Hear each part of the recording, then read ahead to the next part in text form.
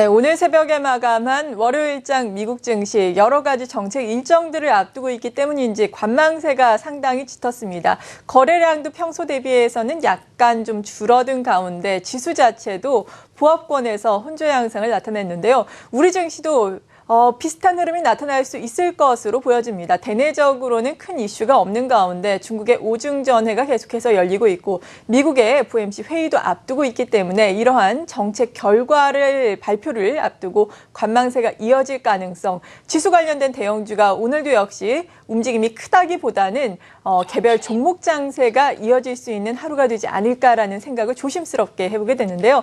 여기에 대해서 전문가들은 어떤 의견 가지고 있는지 전문가들의 의견 2부에서는 집중적으로 들어보겠습니다. 앞서 말씀드린 것처럼 미국 증시 큰 이슈는 없었고 지수 자체도 움직임이 크지 않았는데 그래도 장중을 들여다보면 어떤 소식들이 나왔는지 알아보도록 하죠. 시황센터입니다. 김주민 캐스터. 네, 자세한 내용 전해주시죠. 네, 이날 뉴욕 증시는 실적 발표를 앞둔 애플의 주가 하락과 또 에너지주 부진의 혼조로 마감했습니다. 어제 실적 호조를 발표한 IT 3인방이 버팀목에 되면서 나스닥만이 유일하게 강보합권에서 장을 마감했습니다. 다우지수와 S&P 500지수 각각 0.13%, 0.19% 하락하면서 마무리했고요. 나스닥만이 유일하게 0.06% 강보합권에서 장을 마무리하는 모습이었습니다. 다우지수 흐름부터 자세히 살펴보시죠. 이날 발표된 경제 지표가 지수의 부담으로 작용했습니다. 9월 신규 주택 판매 건수가 앞서 2달 연속 증가한 뒤에 10개월 내 최저 수준으로 하락했는데요. 전문가들은 주택 시장이 일시적으로 냉각됐다는 풀이를 제시하고 있습니다. 10월 댈러스 제조업 지수도 전망치를 밑돌았습니다. 올해 들어서 마이너스권을 면치 못하고 있는데요. 유가 하락 여파가 텍사스 지역 경제에 영향을 미치고 있다는 풀이입니다. 어제 호실적을 발표한 마이크로소프트가 다우 상위 종목 중 가장 큰 폭으로 상승했고요. 이날 유가 하락 여파에 엑손모빌과 쉐브론이 2% 넘는 낙폭을 기록했습니다.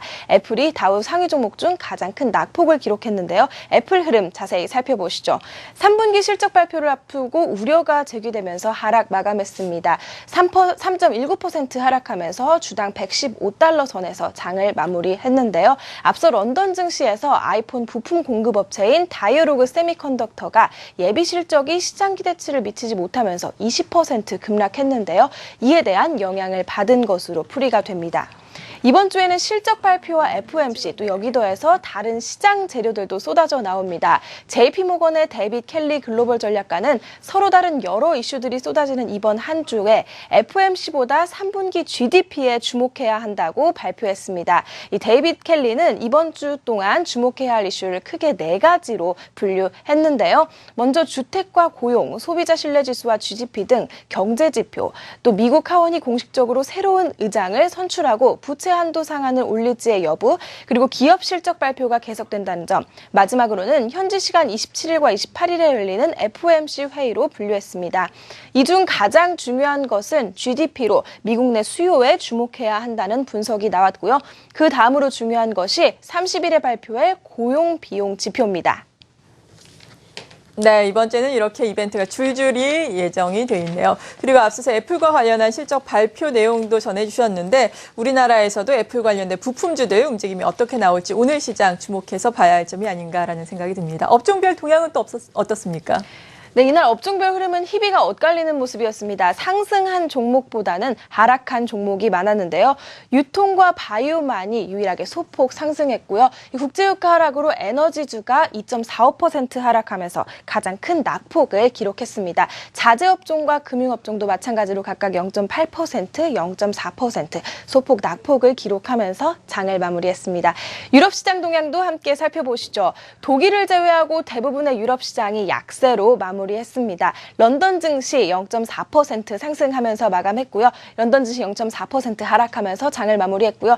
독일은 0.06% 소폭 오르면서 1801포인트에서 장을 마무리했습니다. 프랑스 CAC 지수는 0.54% 하락하면서 4897선에서 장을 마쳤습니다.